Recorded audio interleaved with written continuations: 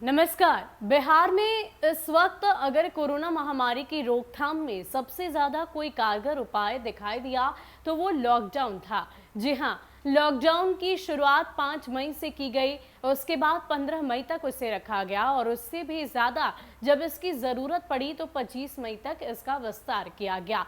फिलहाल इस बात को लेकर चर्चा हो रही है कि लॉकडाउन और आगे बढ़ाने की बात अब तो तय हो चुकी है। आपको बता दें कि आज क्राइसिस मैनेजमेंट ग्रुप की बैठक है और इस बैठक के दौरान इस बात पर निर्णय होगा कि आखिर किस तारीख तक लॉकडाउन की मियाद को बढ़ाया जा सके। फिलहाल ये चर्चा है कि 5 जून तक लॉकडाउन लगाया जाएगा।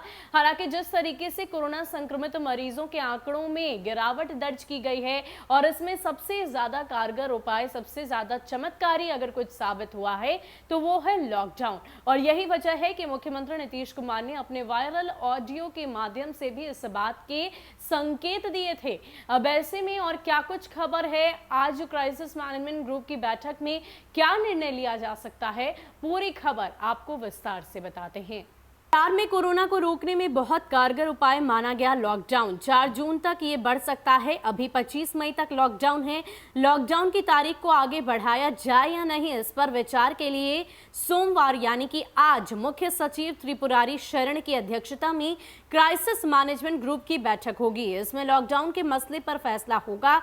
माना जा रहा है कि मामूली रियायतों के साथ लॉकडाउन को 4 जून तक बढ़ाया जा सकता है। दरअसल राज्य सरकार की स्पष्ट समझ है कि लॉकडाउन के बेहतरीन परिणाम सामने आए हैं। शनिवार को खुद मुख्यमंत्री नीतीश कुमार ने फिर कहा कि कोरोना को रोकने में लॉकडाउन का सकारात्मक असर है।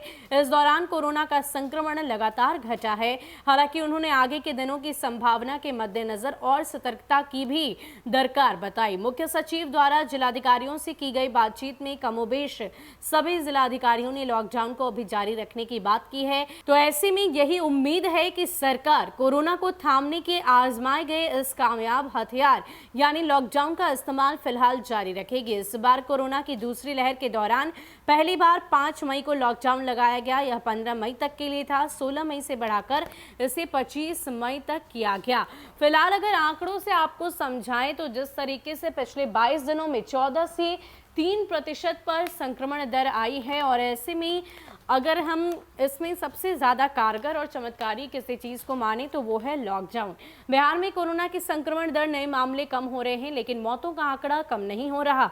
पिछले 8 दिनों में मौतों के आंकड़ों में वृद्धि हुई है। कोरोना से राज्य में हुई कुल मौतों का 43.72% सिर्फ मई में अब तक हो चुका है। स्वास्थ्य विभाग के आंकड़ों के अनुसार 23 मई तक राज्य में 4,549 लोगों की मौत कोरोना से हुई है। इनमें से 1,789 की मौत 1 मई से लेकर अब तक हुई है। पिछले 9 दिनों में 869 लोगों ने जान गंवाई।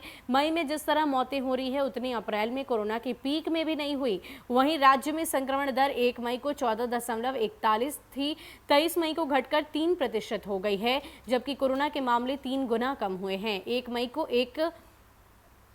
1 मई की अगर बात करें तो 13,789 नए मामले आए। वहीं 23 मई को 4,002 संक्रमित में। तो कोरोना की संक्रमण दर में गिरावट लाने के लिए, उसके रोकथाम के लिए सबसे कामयाब हथियार बिहार सरकार के पास लॉकडाउन ही रहा और इसी को अपनाते हुए अब आगे की भी प्रक्रिया की जाएगी, यानी कि लॉकडाउन बढ़ेगा ये बात तो तय है और साथ ही साथ किस तारीख तक बढ़ाई जाएगी इसकी चर्चा भी अभी 5 जून तक के लिए की जा रही है। आपको बता दें कि सुखद खबर ये है कि कोरोना संक्रमण के जो रफ्तार है उसमें रोक लगी है। साथ ही साथ अगर हम संक्रमण दर की बात करें तो उसमें काफी ज्यादा गिरावट दर्ज की गई है। एक तरफ जहां 1 मई को 14.1% संक्रमण दर था तो वहीं आज की तारीख में ये घटकर 3% तक हो गया है। अगर हम 1 मई के आंकड़ों की बात करें तो 14,000 कुछ मामले सामने आए थे और अगर पिछले दिनों की बात करें तो 4,002 संक्रमित मिले, यानी कि पूरी तरीके से संक्रमण दर तो कम हुआ है लेकिन एक सोचने और विचारने वाली बात तो ये है, सतर्क होने वाली बात तो ये है कि मौत का आंकड़ों में इजाफा देखा गया है। जी हाँ, जो कोरोना संक्रमित मरीज हैं उनके मौत के आंकड़ों में इजाफा ही हुआ है। यानी कि अगर रिपोर्ट्स की माने तो अप्रैल महीने में जब कोरोना पीक पर था तो उस दौरान भी इतने मरीजों की मौत के आंकड़े सामने नहीं आए जितने कि मई महीने में सामने आए हैं। ऐसे में अभी भी हम सभी को सतर्कता और सुरक्षा बरतना बेहद जरूरी है, क्योंकि भले ही कोरोना संक्रमण के दर में गिरावट दर्ज की गई हो, लेकिन अभी भी सतर्क और सुरक्षित रहना हम सभी के लिए बेहद अनिवार्य है।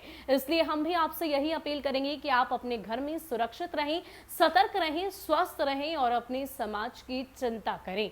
फिलहाल के लिए इतना ही। ज्यादा अपडेट के लिए आप बने रहें हमारे साथ। नमस्कार।